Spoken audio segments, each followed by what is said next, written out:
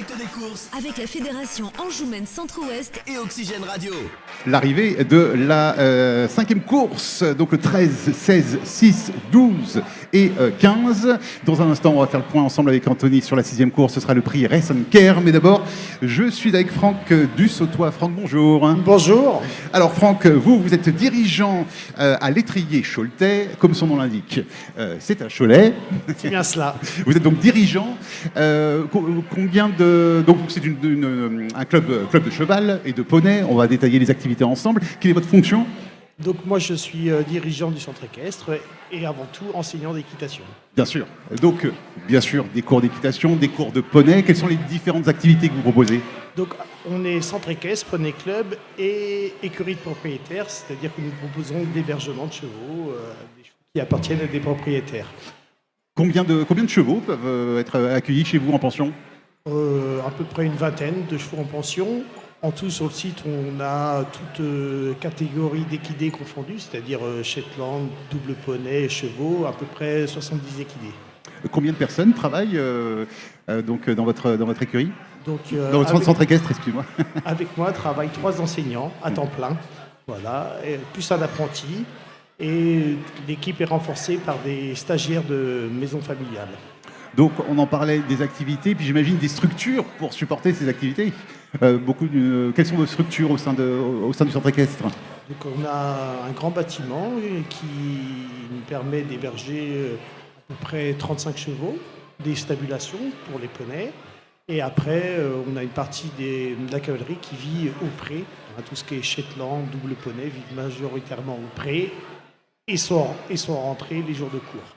Voilà. Après, il faut aussi des espaces de travail. Donc, nous avons la chance de disposer d'un grand manège 60 par 20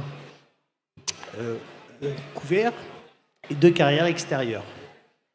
Voilà, une qui est plus dédiée à la compétition et au saut d'obstacles, et une qui est, de par son format, dédiée plus à l'enseignement des plus petits et au dressage. Alors vous êtes ouvert, bien sûr, 24 heures sur 24, 7 jours sur 7.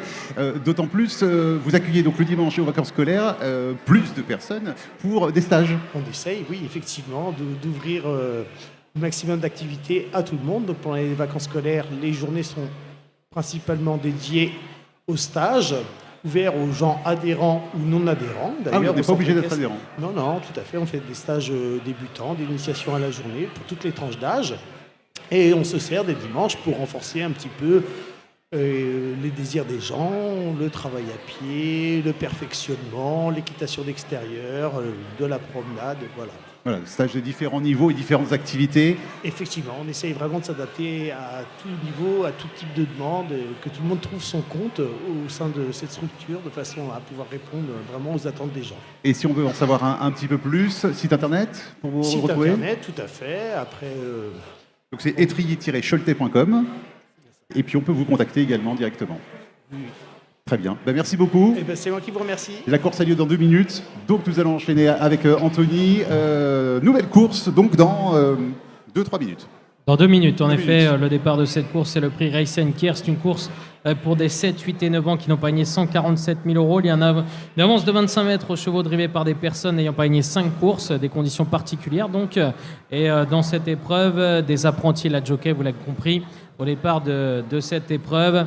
Une course assez intéressante avec de bons chevaux et notamment le numéro 16, Hardy des Landes. C'est un super cheval, ce numéro 16, Hardy des Landes, et je trouve que la cote est vraiment magnifique. 12 contre 1 pour ce numéro 16. Attention à lui, attention également au numéro 9, Garou des Chaliers, qui a été préparé avec soin pour cette épreuve. Déféré des 4 pieds, c'est l'un des favoris logiques. Le numéro 2 également, Goéland Janzé a une très belle carte à jouer.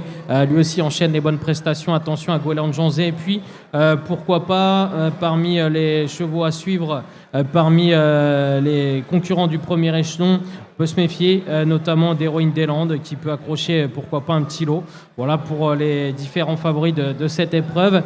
Un départ qui est quasiment imminent, donc n'hésitez pas à aller jouer. Et on se retrouve juste après. À tout à l'heure.